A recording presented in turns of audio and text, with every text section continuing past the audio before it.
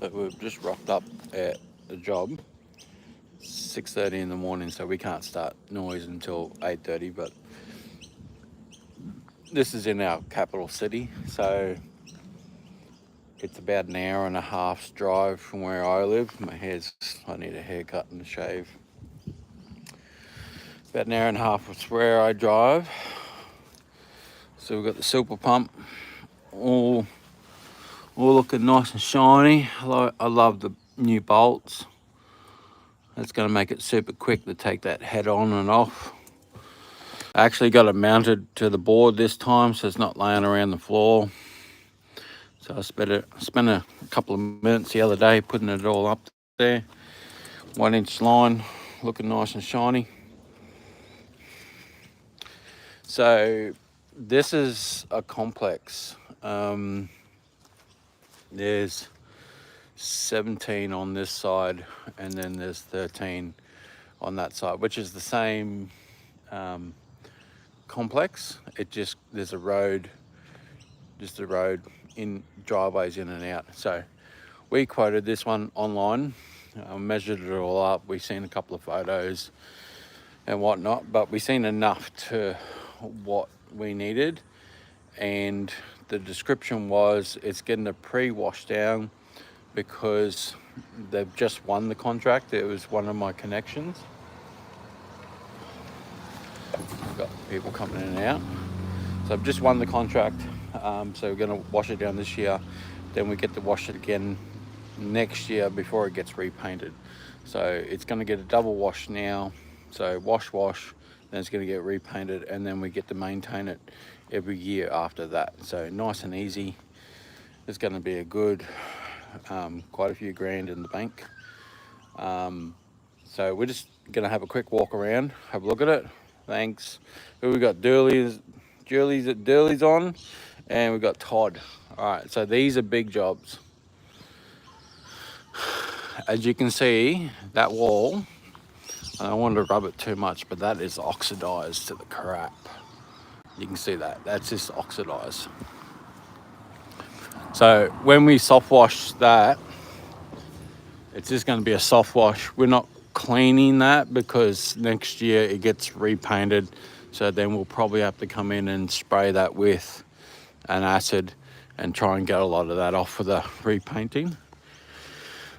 As you can see, these are in blocks of 3. So there's 3 units, and then there's a middle unit in between. So we got to get up on the roofs, do the roofs. The walls aren't going to be that bad, mainly the fascia and sophites. They're pretty bad. There's a little bit hanging on there, but we can sort all that out with a super pump. Like that one there, you're spraying 2.5 stories to get to that gutter. We'll have to get up on the roof there, anchor off and whatnot. But this one goes, that one's small, but this one goes all the way up to that red car. So there's a lot of ins and outs through here. So they're the smaller units. They're a single dwelling, which go longer. But these ones are blocks.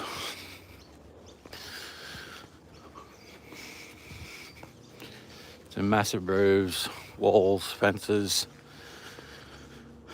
I think we got a price. These fences, they want these fences cleaned as well, but I didn't quote them to spray around, but they want to add it in, which is great. So we're going to find it hard to get up on that roof, but we'll work that one out. This is what you got. Real black, nasty sophites up there. Little walls. So these are singles, and then you got the complexes up the top here,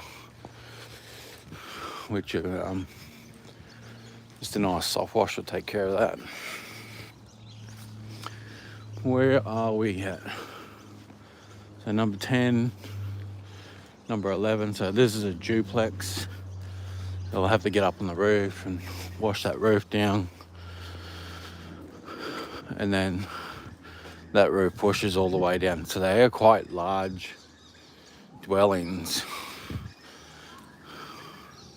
So same with this is a duplex. These are like 3-4 bedroom townhouses.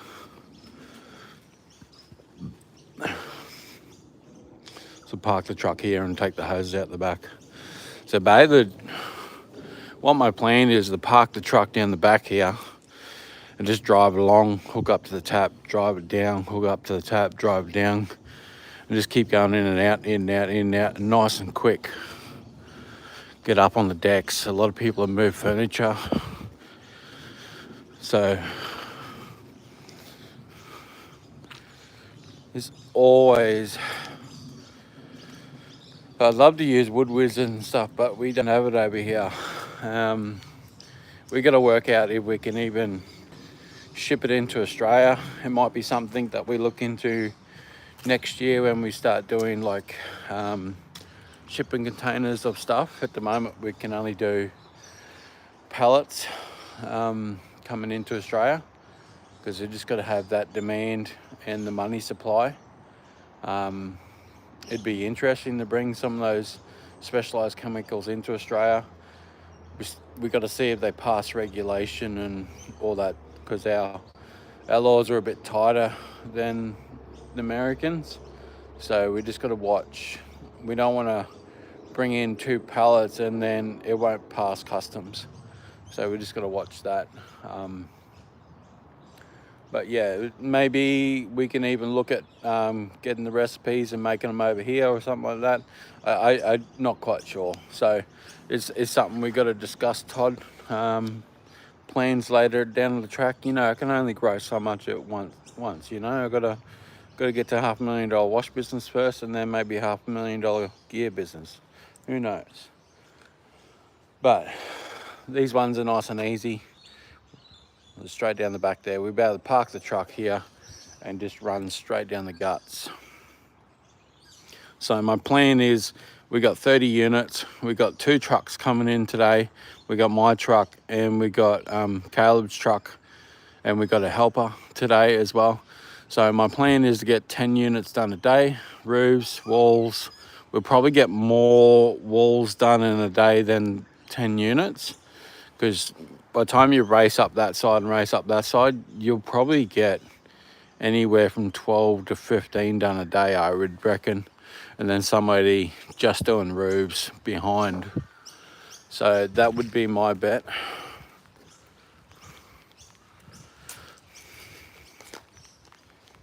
And that's probably how we'd ship it in, and then re-bag it or put it in bottles once we get over here. It'd probably be the easiest way, just to pull it on drums like that and then maybe put some hose reels on top of it or something. But yeah, definitely something we're thinking about, expanding that type of stuff, because if it works, especially like Oxnox, painters have always just pressure washed in Australia to get off that oxidization. Me being a painter by trade, like I've been 20 years in the game, I've always just pressure washed it. I've never done anything else other than pressure washing the oxidization off a wall with the 40-degree fan, and then come back, prime it with oil base or a water-based primer, and then come through and then paint. So if we can start washing it, where I've done fences and garage doors where I've washed it with Nick from Softwash Australia. We've used the brightener where I've cleaned a garage door with all the oxidization that's come off. And then I've used John's product. He's got a brightener down in Melbourne, does the same job. So you can use those ones as a brushless system, the same as Oxnox. It's just a matter of what passes the Australian codes.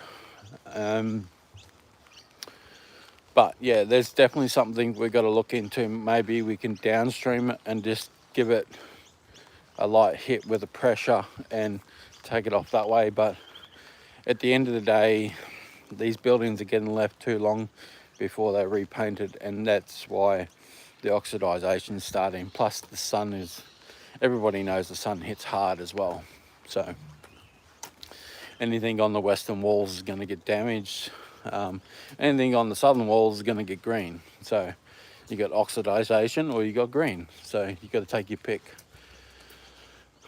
But when you got body corporates like this that don't paint for 10, 15 years and don't do maintenance, then you got rot to deal with. You got there's a lot of, I can see a lot of rot around in the timber work. So you just got to be careful when you're coming past that, especially if you're doing pressure. But we're just doing a soft wash today just to get rid of the bulk of the stuff. So we're not here to damage the property, we're just here to make it look tidier until they get repainted, because they definitely need repainting, because it's just getting perished. But this is the first time around for these guys, so you find a lot of these painting companies, they'll tie these jobs up for 7 years where they'll do a wash down and then they'll do a repaint, and then they'll do wash down for the next 6 to 7 years, and then they'll come back in and do another repaint. So normally that doesn't happen from when the buildings are first done. Normally that doesn't happen because no one signs up a contract to a brand new building. They don't even sign up for washing. They just, that's just what they do. They just wait, build up the sinking fund, and then they go, right, well, we need to do maintenance to it, and it's too late because the rot's got into it and everything else. Monkeys. No, there's just pigeons or something. So we're just going to walk over this side and have a quick look, because I haven't seen this in person because I quoted this online. You know, there's little bits and pieces that are awkward to get into, but that's what happens when you quote stuff online. There's always going to be an awkward section. As you can see over here, we've got 13 units over this side. So they're nice skillion roofs, so they're not too bad. Just get up to the top, start washing into it. Blocks of three, so pretty much the same. That one there's, look, that looks like a 3-story on that one. I don't know if we'll get up on that roof. Well, that one there we might have to see. I might have to get a 40-foot ladder to get up on that roof. So once again, those ones there will have to come in through the back to get those ones. These ones here, all pretty simple. They're not that dirty, so it's going to be a nice easy wash. All these ones, this is this nasty walkway. I'd say these are 2-story at the front. Oh yeah. So this leads up to the road frontage. Well, that gate's on the piss. Oh, look at that building. We're not going to even concrete the post, and we'll just put it on a support. We're just going to nail it to the fence with 5 or 6 nails with a screw that doesn't even go all the way through. Good on you, mate. Alright, so yeah, once again, we'll be able to get up onto those roofs from the front. So nice and easy. We'll just have to pull the hose up through. These are the fences that they were talking to me about. I was looking around for them, like I can't find them. So just a soft wash on these, and then they'll come up brand new. But I can see there's a lot of mold up this end. all these footpaths. They haven't even asked me to do the footpaths.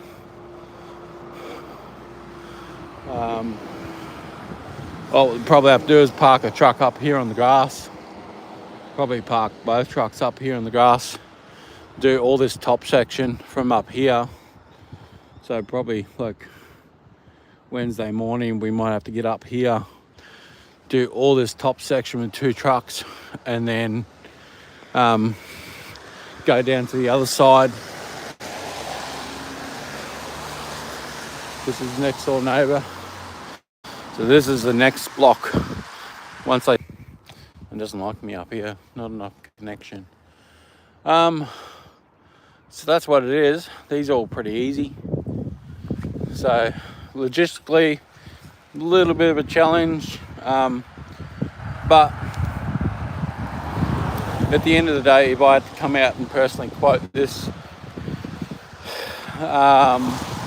would have taken me a lot of time, because it's like nearly a 2-hour drive, walking around the complex, probably an hour and 2-hour drive. So I've wasted 5 hours of my time to come and have a look at the job, when I've been doing these jobs for the last 8 years, resorts and big body corporate like this, because I'm painter by trade, so I've already done these before.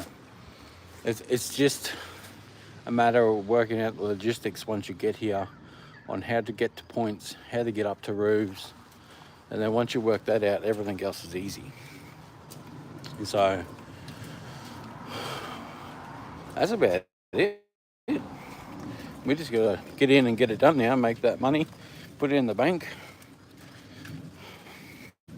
It's the one thing about these commercial jobs is we'll do this in the next 3 days, but then we have to wait a fortnight for that money to come into the bank account. So you got to make sure, if you're going to be doing commercial, that you got money in the bank account to feed yourself for that fortnight while you're waiting for this money to trickle in. So we got enough. What we try to do is divide. We'll do a big job like this, and then we'll do 3 or 4 domestic jobs to make that money trickle in, and then we'll do another. We got another big commercial after this one to do, so we'll do that one as well, and then we do a couple more domestic, just to keep that money flow coming in. And that's the biggest thing, just keep that money ticking over as it comes into the bank account. So yeah, we've got a lot of work here to do in the next 3 days, because some of these roofs are black. Look at these. These are on the southern side, so I'll get up here. They've never been cleaned. Look at that. That's nasty.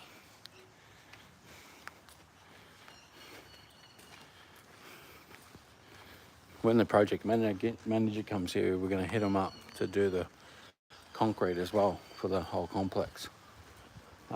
What we'll do when we're cleaning is we'll clean all the stair and all the grout, so everything's clean where they walk.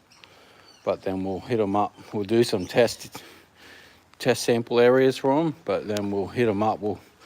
I'll probably sit in the car now and just measure all this up. So I got an idea and a price for them,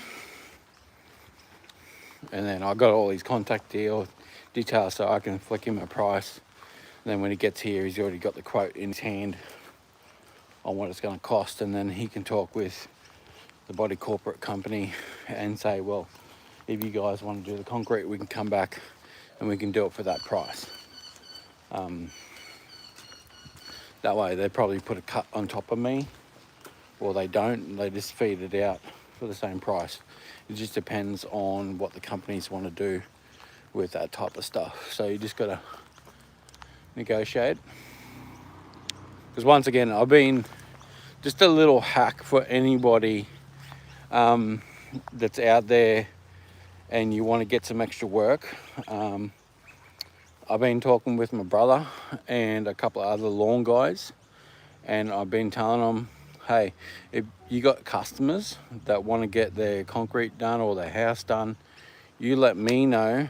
I'll come out and quote it, and then you put 10% on top. You get a customer, I get a customer, they're happy with the quality of work, you're happy with, they know your quality of work, and everybody's happy. But that way, it's another way to chase leads without spending money. All you're doing is networking with other landscapers and lawn guys. So definitely something to look into. It's starting to become quite profitable.